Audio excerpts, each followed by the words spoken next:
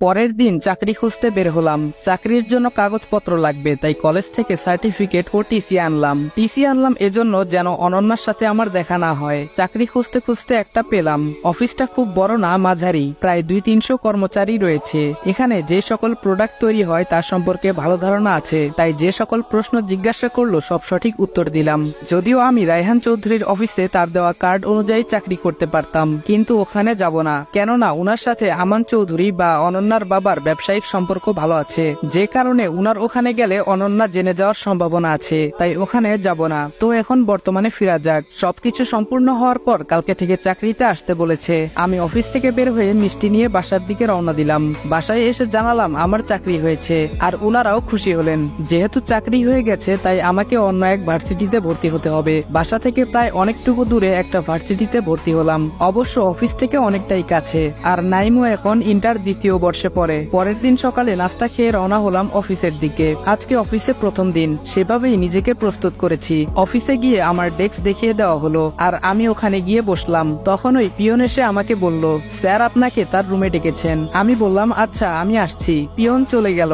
আমি বসের রুমের দিকে যেতে লাগলাম। এর মাঝে অফিসের কিছু বিবরণ দেই। এখানে সবাই আমার থেকে বয়সে বড়, আর শুনেছি বস নাকি ভালো। বসের রুমের সামনে এসে বললাম, স্যার আসতে পারি? বস বলল, হুম আসেন।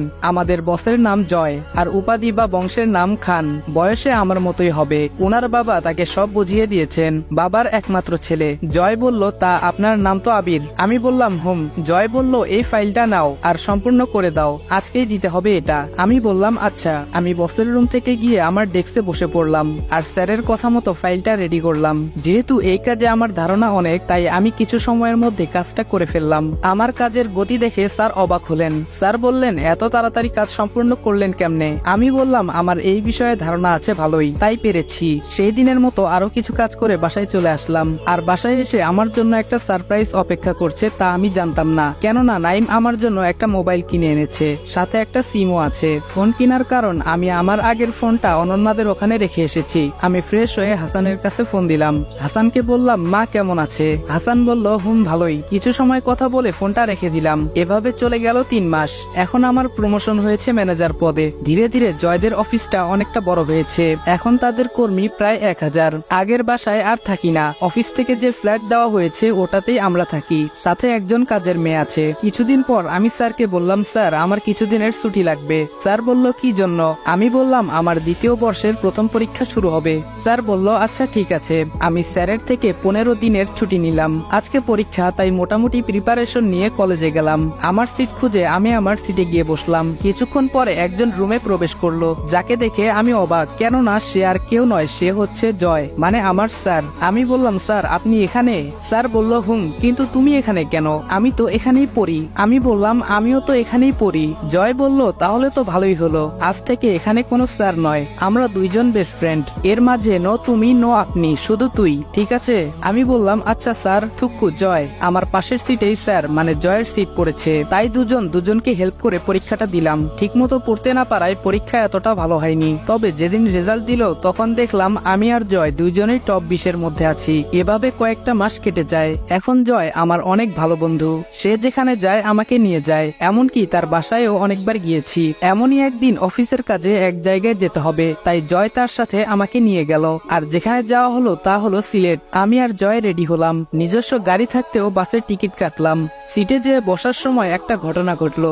জয় আর আমার দুজনের সিট ভিন্ন জায়গায় পড়লো, তাই অন্যজনের সাথে সিটটা পরিবর্তন করতে চাইলাম, কিন্তু পারলাম না। এদিকে ওর সাথে একটা ছেলে বসলো, আর আমি আমার সিটে বসে পড়লাম। কিছুক্ষণ পরে একটা মেয়ে বাসে উঠলো, আমার সমবয়সী হবে, আর আমার পাশে এসে বসলো। আমি আর একটু জানালার দিকে সরে বসলাম। মেয়েটা বলল, আপনার নাম জানতে পারি? আমি বললাম, আমার নাম আবির। আপনার? মেয়েটি বলল, আমার নাম নীলা। আমি বললাম, ও আচ্ছা, আপনিও কি সিলেট যাচ্ছেন? নীলা বলল, হুম। তা আপনি কি কারণে যাচ্ছেন? আমি বললাম, ফ্রেন্ডের সাথে ঘুরতে প্লাস অফিসের একটা কাজে। নীলা বলল, ও আমিও অফিসের একটা কাজে যাচ্ছি। যাওয়ার মাঝে ওর সাথে আরো কথা হলো, আর যেহেতু সমবয়সী তাই ও বলল তুমি করে বলতে, তাই আমিও ওকে তুমি করে বললাম। এদিকে অনেকক্ষণ পরে আমরা সিলেটে এসে পৌঁছলাম। অনলাইনে বুকিং করা একটা হোটেলে আসলাম। 2 রুম বুক করা ছিল, তাই যে যার রুমে চলে গেলাম। পরের দিন ঠিক করলাম জাফলং ঘুরতে যাব। অফিসের কাজটা আরো 2 দিন পরে, তাই আজকে ঘুরতে বের হলাম। আমাদের আনা ডিএসএলআরটা নিয়ে বের হলাম, ঘুরলাম আর অনেক ছবিও তুললাম। তারপর বাসায় চলে আসলাম। পরের দিন অফিসের কাজে যেতে হবে। এখানে প্রায় অনেক কোম্পানি রয়েছে, যার মধ্যে যাদের কাজ ভালো হবে তাদেরকে কাজটা দেওয়া হবে। প্রায় 20 কোটি টাকার লেনদেন, তাই ভালো কাউকেই দেওয়া হবে। ওখানে গিয়ে আমি অবাক, কেননা নীলাও সেখানে উপস্থিত। ও এসেছে আর কে কোম্পানি অফ ইন্ডাস্ট্রিজ থেকে।